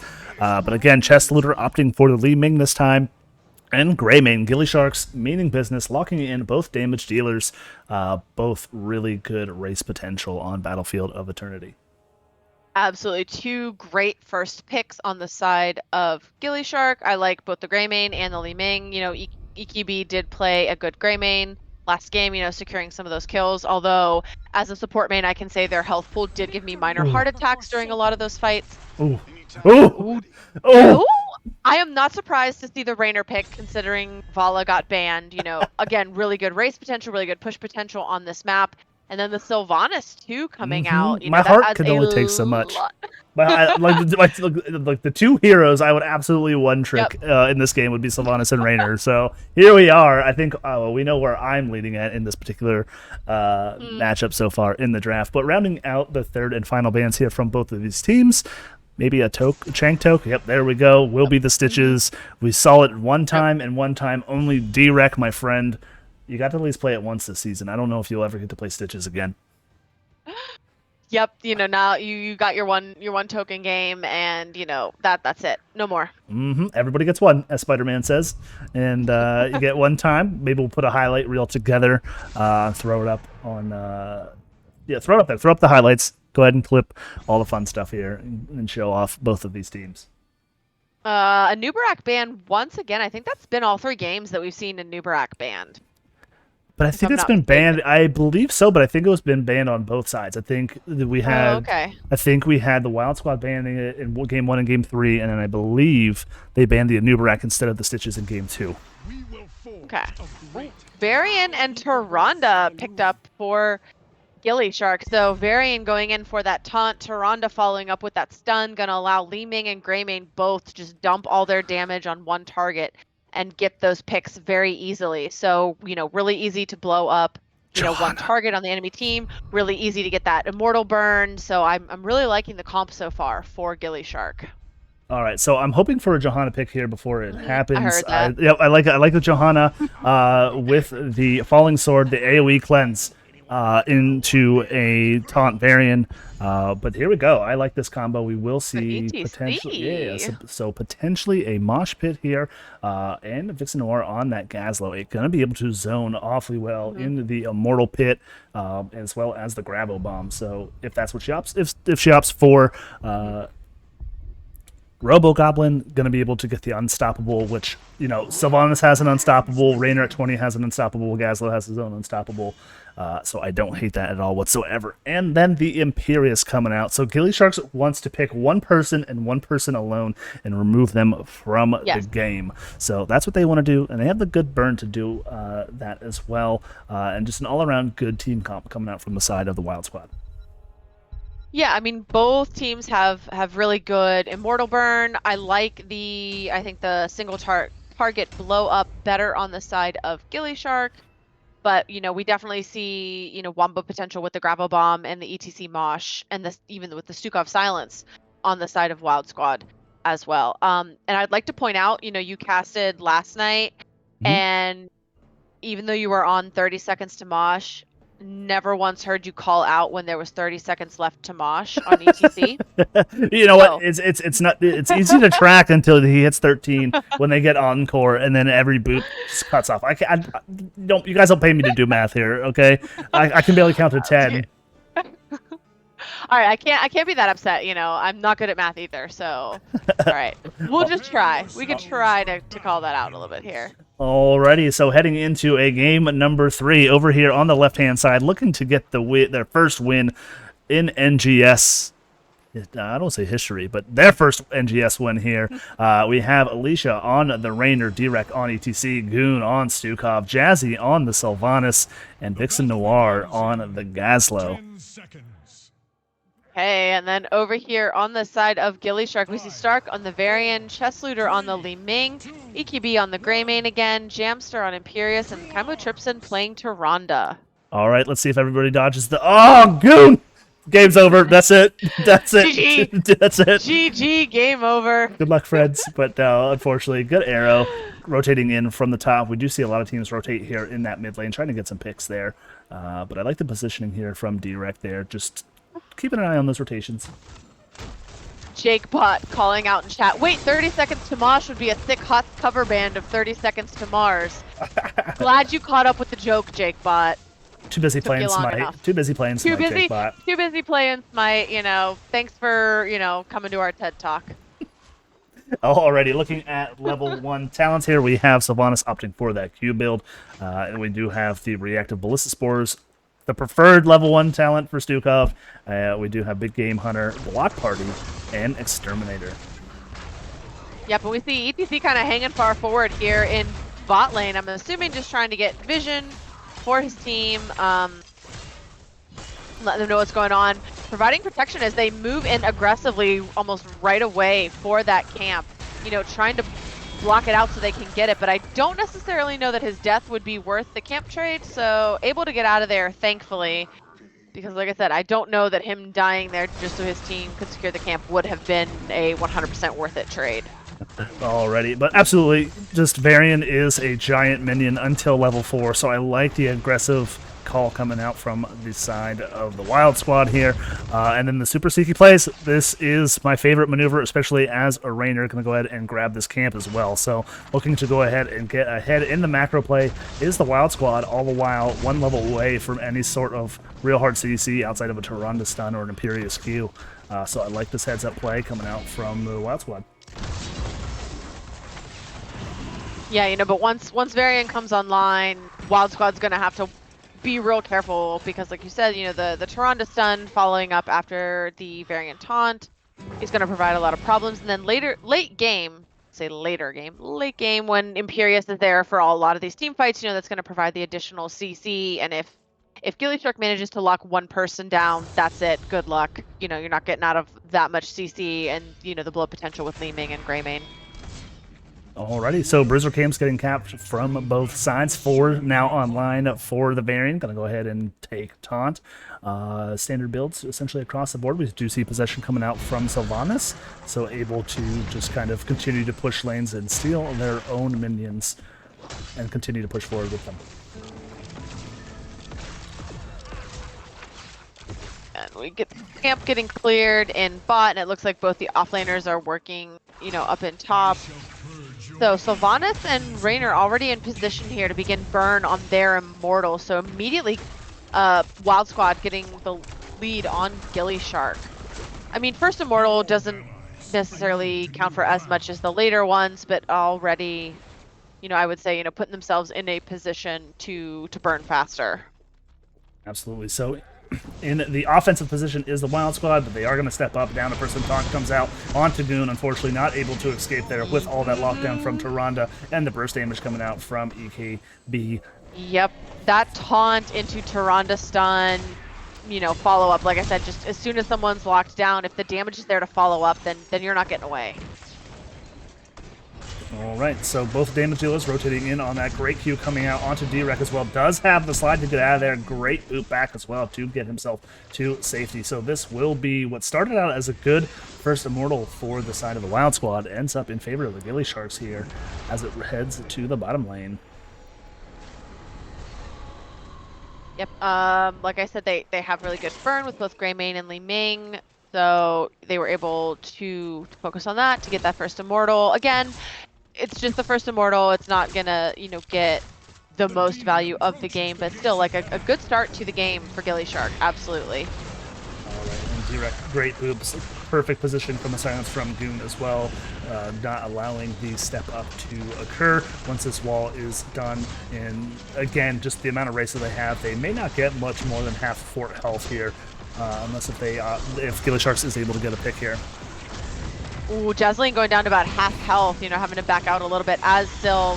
But like you said, Wild Squad able to burn that Immortal down at half health. D-Rec getting taunted by Stark, but able to survive through the whole thing. Varian also down at half health, forcing gillyShark to back out. No deaths on either side for either team. We see both of our offlaners at it again in top lane. So as of right now, all 10 members still on the map. Absolutely, and I will notice what Rockwell said there in the chat is that I think it's a different game for the Wild Squad come level 10. They have an early game team comp over on the side of the gillySharks here, wanting to win early and win often like they did in game number 1. But great position from D-Rec. The slide is up and available, waiting to get that boot back from the team. And they can slide on to Tyrande. Great silence from Goon. Great body blocks from D-Rec as well. Down goes Tyrande. They will have to back out. Stark finds himself a little bit low here as well. Does pop his own shielding and great invade. The slide from ETC and the boot back into the Stukov silence, that was, perfectly executed, able to take the Tyrande out of the picture. Varian not able to get that taunt off, Tyrande not able to follow up with her stun.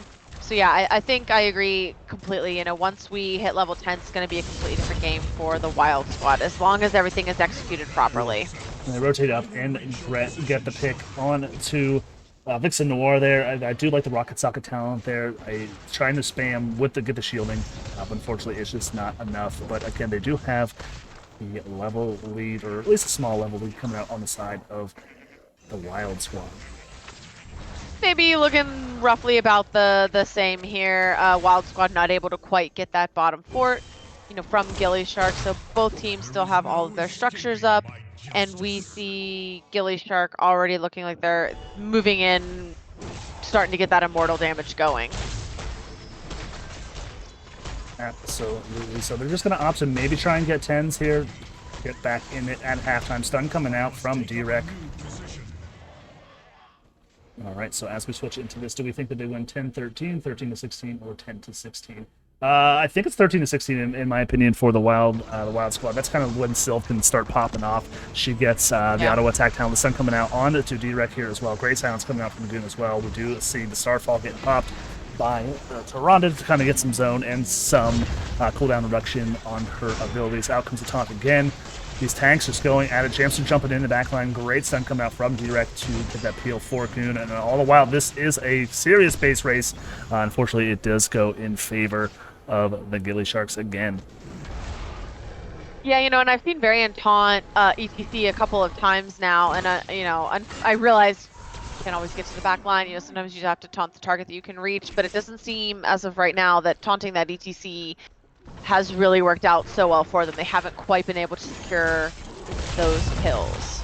Alrighty, so I do like this call here. They want to secure this fort here and potentially more, all the while this Immortal is pushing up in the top lane. So looking to get at least a fort and 2 walls here for gillySharks. I'd like to see this rotation done a little bit more in the lower divisions. I think it can be a really good macro. Even if it's a 2-lane map, you can still out macro your team by doing this. So quick rotation coming out from the Wild Squad, able to disengage this. But you know what, only down 1 fort, still have the fountain here, and then they did work earlier in the game on half of this fort. So they may be down just a smidge, but not out of the game quite yet. No, definitely not out of the game. And they've, gillySharks still has their bruiser camp up, which they are going, to encapping right now. We're going to see both of the neutral siege camps coming up here soon. Bot siege camp up right now. Top siege camp up in 40. So, the teams will probably be fighting over those as well. And I'm looking to see gillyShark hopefully press in on that top fort, for Wild Squad. See if they can get some pressure going on there as well. Oh my goodness. 81 health. That fort has 81 health. Someone please. Someone please sneeze on it. Yeah, come on, Just minion. one sneeze. That's all we need.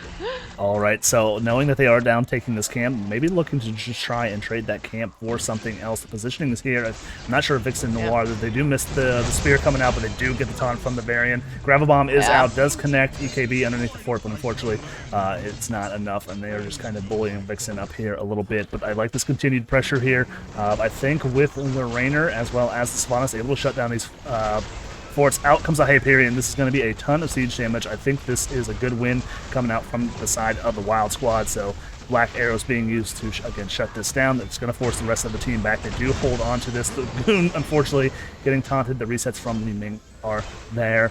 Even down Greymane, who is capping that top fort, which should mean if the fort doesn't go down here, that camp will get the fort as well. So both front structures down for the side of the Wild Squad.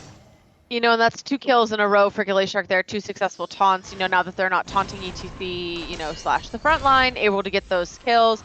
They've almost got bot secured. We see Varian chasing after ETC because his health was low, not quite able to secure that, so gillyShark just going to back out and choosing to try and just dish out as much damage as they can. They've got a camp pushing top fort, again, just need to sneeze on it to make it happen, and we see Varian going after and taking quite a chunk out of Vixen Noir's health.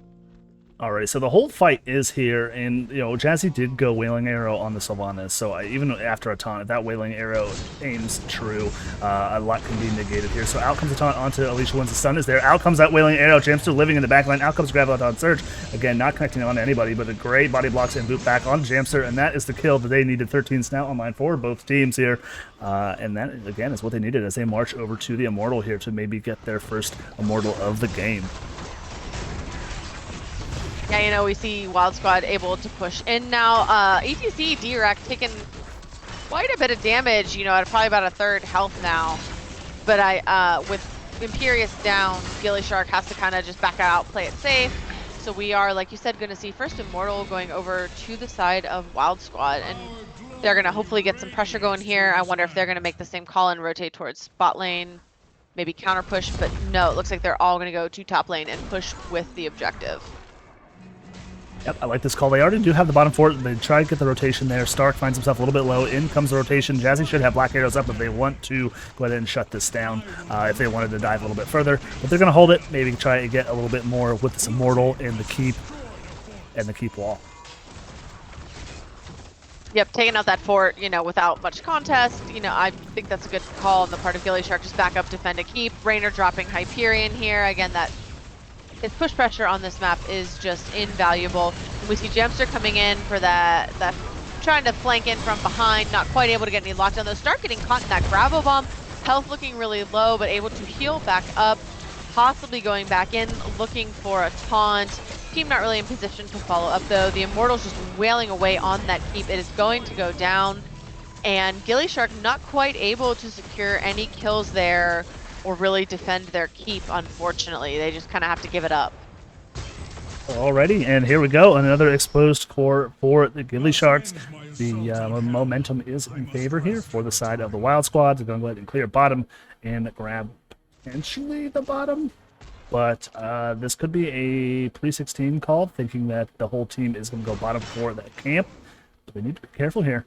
D-Rec catches them in rotation. Stark not going to be able to get the flank here. Jazzy is going to be able to rotate in here. And we do have the Massive Shove and the Wailing Arrow up and available. But all 5 talents up and available for this side of gillySharks, but looking for that 16. So they're going to opt for this Causer camp here in the bot lane. It should give them 16s.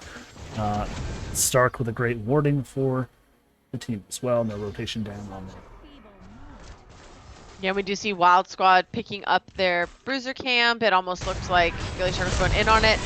Stark haunting the ETC, and this time their team was there for the follow-up. The follow-up to Ronda stun, the follow-up blow-up from, Greymane, the lockdown from Imperius, and this time they were able to secure that kill onto ETC, which is what I called out earlier, that they weren't quite able to get that frontline kill down.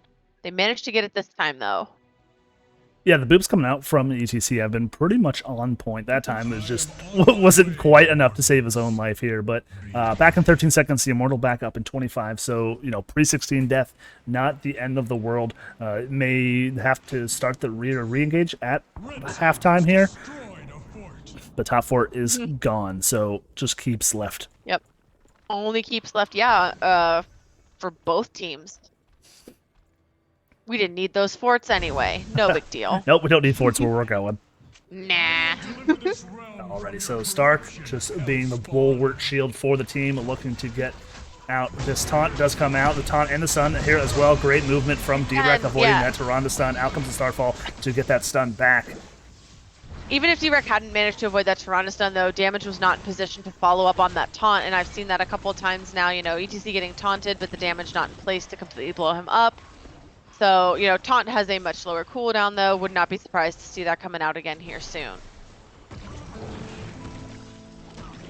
All right, so D-Rec stepping up, allowing the team to follow up and do the same. Out comes the taunt on to Vixen Noir, but great body blocks from D-Rec there to disengage the rest of the team. And both teams here in full defense mode. Out comes the Lurking Arm. Stark diving into the full 5 force of the Wild Squad, but again, just like a gnat, Goon and D-Rec just both shoving Stark away over to Narnia. Go stand in the corner, Stark. Nobody puts Stark in the corner. That's right. So again, here we go. We can absolutely, the Wild Squad can absolutely slow play this, as we do have 2 catapults and a wave pushing here into this. And then all the while, I wouldn't even hate. I know, showing off wave could mean detriment, but like Alicia did go Inspire at level 1, can just completely go and inspire these waves and get more damage done here. But seeing Greymane defending those fountains means they can step up here. So out comes the stun. The taunt is there as well. But out comes a double spear from Imperius. Alicia finds herself a little bit low, does step up to get the gravel bomb, but Vixen Noir loses her life there as well. So that's a 2-for-0 trade, and will be the Immortal here for the side of the gillySharks. It is time for a Yep. change in strategy. 2 kills for nothing in their favor, absolutely. So they're able. Stark, we see getting started on that Bruiser camp, before they even move back in to continue damaging the Immortal. We see Jamster and EQB already there, so going to be quite a bit of pressure on the side of gillyShark, heading over towards Wild Squad. It looks like they're going to easily get this objective and start heading towards Wild Squad's core. Absolutely, and I wouldn't hate to see a backdoor here. I mean, they're going to go ahead and grab this. I mean, I think they have the damage and the race with it. I mean, they do have Gazla. The turrets will be able to eat a lot of those core shots. And then with Raynor, Hyperion, and Sylvanas, I think they could actually do it here. So let's see what happens. Looks like they're going to position underneath the keep to just defend this. Maybe just cut their losses at the keep. But the way that gillySharks is positioning here, they want both keeps. They want to even this back up, and they want to end the series. It looks like right here, right now. Yep, looks like they're going to have pressure going in both lanes. They're going to let Immortal take care of top while they're going to take care of bot. So they're probably, like you said, going to be able to take both keeps here. I would not be surprised. And they're definitely going to be able to put core pressure on here. So it's going to be up to Wild Squad to decide where they want to defend. Are they going to try and clear that Immortal and hang on to top keep? Or, I think they should be coming bot here to try and prevent gillyShark from getting too much damage onto their core. All right, so the camp is there. The Immortal is at half health, so we do see the gillySharks backing up to fight another day. Probably going to go ahead and wait for those 20s. And, they do save the keep. Sitting at about half health. They will lose their Bruiser camp. But let's see what happens here and how the Wild Squad wants to play this. Yeah, it looks like, gillyShark was able to push bot and get that bot keep, but Immortal didn't quite get top keep for them. The taunt going out onto ETC, followed up, and then we see the gravel bomb pull. EKB and Stark getting really low, EKB having to back out. Dukov going down instead. I would have expected Varian there, but somehow, even with both Varian and EKB and Greymane's health pool is getting really low. We see the 2 deaths going over to the side of Wild Squad, which is allowing gillyShark now to push up onto core. They're saying, hey, there's two deaths and the death timers are at 30 seconds or more, so we're gonna get that taunt onto Gazlo. Stark getting low is going down, but that's, I was gonna say 4, but now all 5 members down on the side of Wild Squad. gillyShark able to wail on that core uncontested and secure game 3, so they now take the series 2-1. Yep, unfortunately they were kind of caught in that corner. They didn't have 20s, and I think if they had Deathmatch, because the position where Direk had died was exactly where the Gravel Bomb went off as well. So unfortunately they were able to win in that fashion in game 2, and it just didn't work out for them in game 3. But what a series from both these teams here and their first game of season 12. Looking forward to just continue following both of these teams in their quest to be Nexus Division champion of season 12. Yeah, absolutely. GG's to both teams for sure, but gillyShark, coming through, taking out that win. And the first thing that pops up out of my here is the 460 stat line from Chess Looter on that Li Ming. Unfortunately, like even with the Sylvanas and the ETC, just not able to pressure Li Ming's life total at all. Really, they're able to poke from the safety of her porch and then just get those resets. I mean, we heard it time and time again. Even if it was picked or a pick with the taunt variant, it again just able to throw the combo out there and continue to get the damage done. Yep. But alrighty, so let's go ahead and take a look at these talents here. If anything stands out to you, if you want to mention it here while I reach out to the gillySharks and see if they would like to do an interview. Yeah, go ahead and wait here for that. Take a look at the talents. Nothing specifically that I want to comment on necessarily, so if you see anything, let me know. Alrighty, so now across the board, the Rainer build looks decent. Like I said, block party for the taunt variant, the Imperius does the audio attack damage, and then the Greymane block party makes just for a good talent. I don't think it was a talent issue. I just think that unfortunately, just the taunt variant and as you mentioned, just having the damage there made the difference. And unfortunately, it was just a little too much, and they lost a little too much in the mid game. That they were able to get the 20s online before the side of the Wild Squad. But again, I think all the pieces are there for the Wild Squad. A lot of good players on that team, and I think they'll find their way. And once they find their way, they're going to be like we always have those teams that maybe a little bit new, kind of finding their bearings, and then come 3 or 4 games in, they start to be a terror, and then we end up finding them in the playoffs. So I think that would be my guess for the Wild Squad.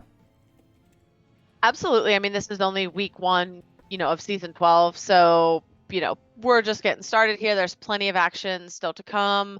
Both these teams played really well this whole series. I'm definitely expecting to see more awesome plays from them throughout the rest of season 12. We're going to see, this is not the last that we have seen of either of these teams for sure. Alrighty, so we do have an interview with Kimo Tripson.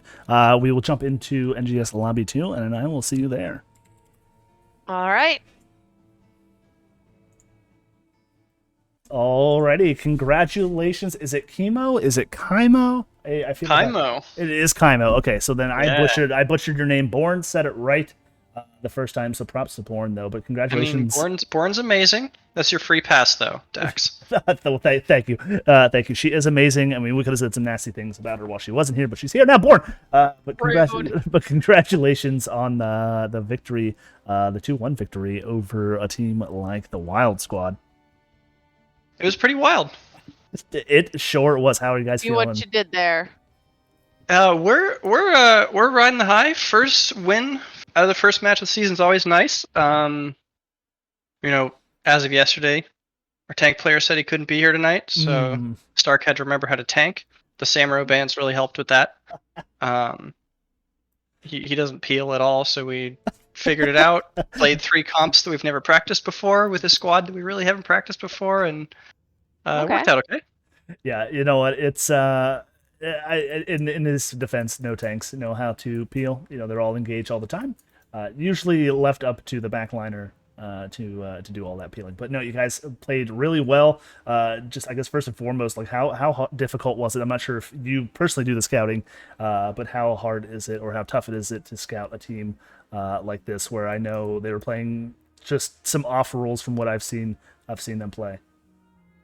We don't do any scouting typically for the first couple weeks until the lobbies are up, and then we just go through people's rosters, Mm-hmm. see what they play, and then Chess will start pulling data from NGS matches. But yeah, we just kind of went into it expecting a bunch of streamers to play some meme stuff, and other than that, we had no idea like who was playing what role, because they have like 3 healers and no Mm-hmm. like 1 tank player, and it was weird.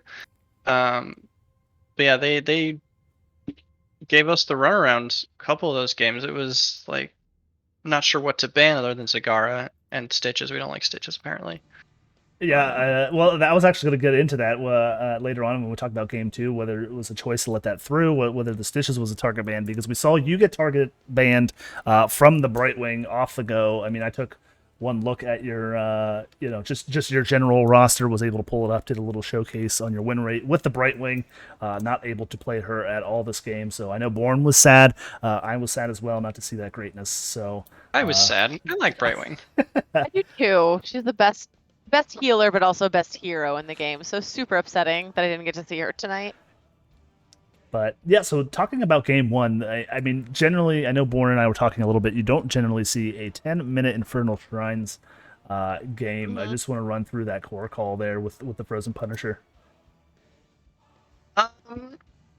Yeah, so let's see. We had a couple kills. We had Dragon Queen in 60 seconds. Stark said, let's push core when we have Dragon Queen up. I said, we have it in a minute. And he's just like, screw it. We'll just go core and get your cooldown faster, so we can push with that. We did have Odin to push though, and without a stacked Butcher, there wasn't really much. Like, we weren't really worried about wiping there because we still had forts and keeps up.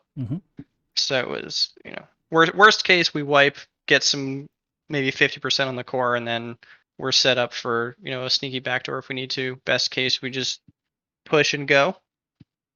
Yeah, I agree, and then I think that's one of the main differences outside of maybe positioning and patience is from the we're in the Nexus division here into the lower leagues. It's just the confidence to end, or at least the willingness to try and end. To your point, like you had every single structure. It was level 10 or 13. Honestly, what do you have to lose beside maybe a fort or two? So I absolutely like that call there from you guys. Born, any questions about game number 1 before we head into game number 2? No, not from me. So let's go on and dive into game 2. Alrighty, so game number 2, it was a Cursed Hollow map pick from you guys. It looks like they banned Alterac and Sky Temple, and I know you joked a little bit about Juice Pirates, but looks like larger maps might be your guys' MO, and then with the discussion of the Samuro ban, that makes sense as well. So the larger macro style maps, is that really your guys' in your wheelhouse? That's what you guys like? Yeah, like Cursed is one of those maps that we traditionally do really well on.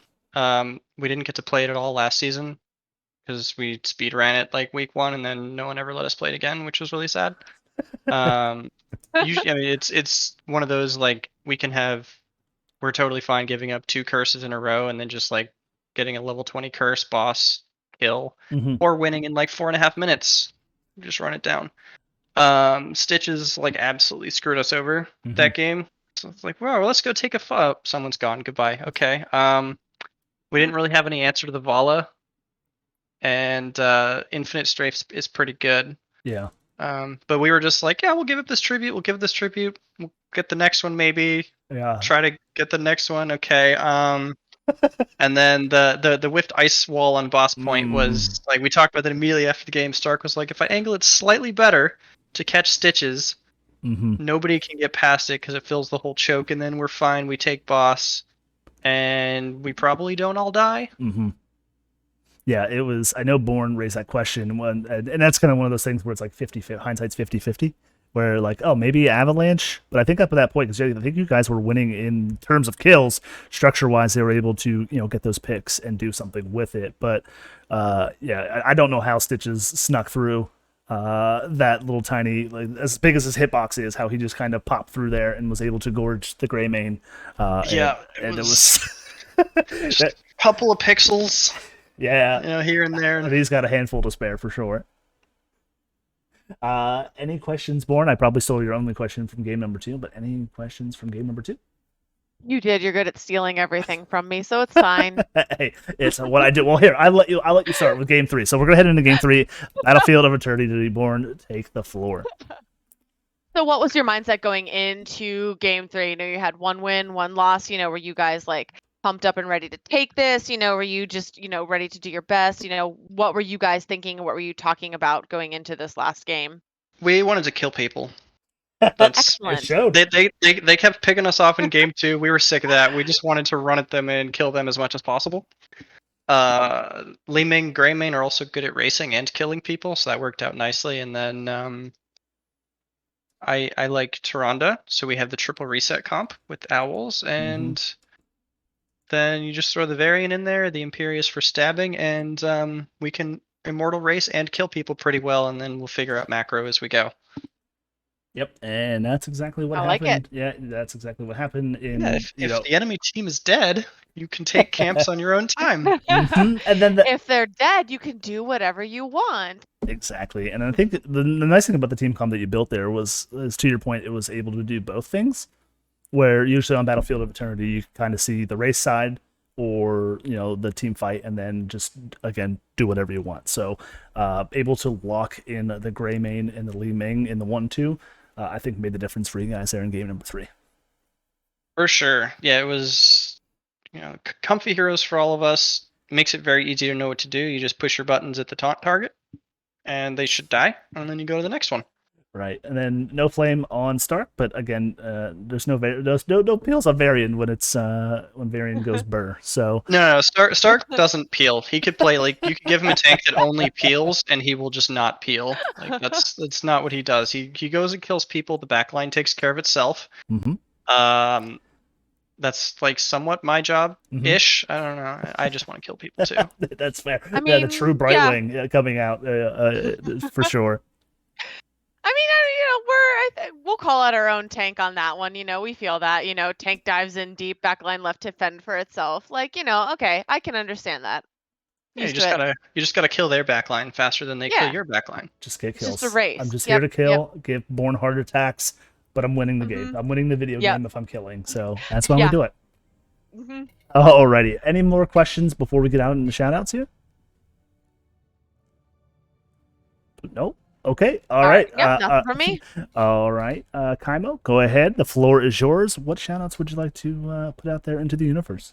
All right. Well, as always, shout out to Gillyweed, getting our team up and off the ground since like season. Well, we all met through her chat and Stark. So season 5, we've been the Gilly squad rotating through players. Shout out to all of our past players and our future players. Shout out to all of our scrim partners, Phoenix, Rising, Xanthite, Rotating Roombas squad, Boogans Forever, and Beef Boys, who are playing right now somewhere. They scrimmed us yesterday to help us get ready for tonight. And shout out to you guys for our first casters of the season, making it a good one. And shout out to all of our fans who are watching and will watch later and flame me for feeding. And shout out to my team for getting the W and making me play Tyrande. Absolutely. Well, again, congratulations. Hope to keep following the gillySharks in the pursuit of the championship here in season 12. Again, just congrats to you and your team. Enjoy the evening, and we will see you next time. All right. Thanks, guys. Have a good one. You too. You too. Alrighty, Born. I'll give you a call back here in a second. All right. Sounds good. We'll get Born back on the horn so she can tell us all about scheduling our flex matches. get her out of here as well. Alrighty, Born, thank you so much for joining me here in your first cast here of season 12. It was an absolute blast. Just, where can people find you if they want to find more Born to Wine, Born to Shine? I don't know if it's Born to Wine time now after this game of 3. Yeah, Born to Shine during the week, Born to Wine on the weekends. You can find me on Twitter at Born to Shine with underscores in between the words, and I'm on Twitch, but I don't really ever stream, so don't really look for me there. But you can find me in the NGS Discord if you ever need me to ping me and flame me for something. That's all we need to do, and schedule your flex matches. She's very Yes, wily. I can't hold her back for long. everyone, I can't please hold her back. schedule your damn flex matches. Don't make me come after you. Yeah. Alrighty, and as for me, I just want to thank everyone for coming in, for the extra follows, and in for the sub. Thank you so much. Just appreciate everyone being here, whether you were rooting for the gillySharks, whether you were rooting for the Wild Squad. I saw crews for both teams here in the chat. Just absolutely a blast to cast for you guys. I'm Dax_Hots all across the Twitter sphere. Actually, all social media is Dax_Hots. I cast Hots. I stream Hots occasionally when Born will let me, when we're not practicing. So yeah, that is that. Again, thank you so much. We'll find some more NGS action to raid over to and continue this party. But until next time, be kind to one another, and we will see you then. Bye.